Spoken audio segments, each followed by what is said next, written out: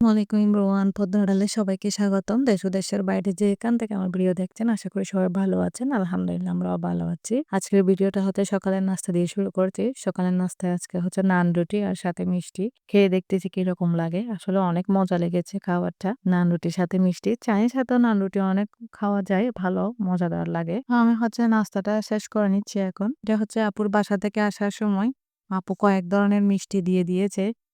এখানে হচ্ছে ৪ ধরনের মিষ্টি বাচ্চাদের পছন্দের। এখানেও হচ্ছে আরো ৪ ধরনের মিষ্টি দিয়েছে। সে সাথে দিয়েছে চটপটি। এগুলা কম্পিউটার সেটটা আমি কিনে নিয়েছিলাম হচ্ছে আমার মিসের বিয়ে। তো তার জন্য কম্পিউটার সেটটা কিনে নিয়ে এসেছিলাম। এখানে হচ্ছে এটা হচ্ছে ৫ পিসের কম্পিউটার সেট। ২ টা বালিশের কভার, কোল বালিশের কভার, বেডশিট আরেকটা হচ্ছে গায়ে দেওয়ার জন্য কম্পিউটার। মাশাআল্লাহ দেখতে সুন্দর কালারটা লাল একদম। আসলে আমাদের সাথে আসলে অনেক দিনের সম্পর্ক। প্রায় ৪ বছর ধরে বাচ্চাদেরকে পড়াই। অনেক ভালো। সে সাথে এখন হচ্ছে মাছ রান্না করে নিচ্ছি দুপুরে খাবারের জন্য। ওখানে হচ্ছে মুসলমান, কুরমা এগুলা হচ্ছে ১ বেলা ২ বেলা থেকে বেশি খাওয়া যায় না। কেমন জানি লাগে।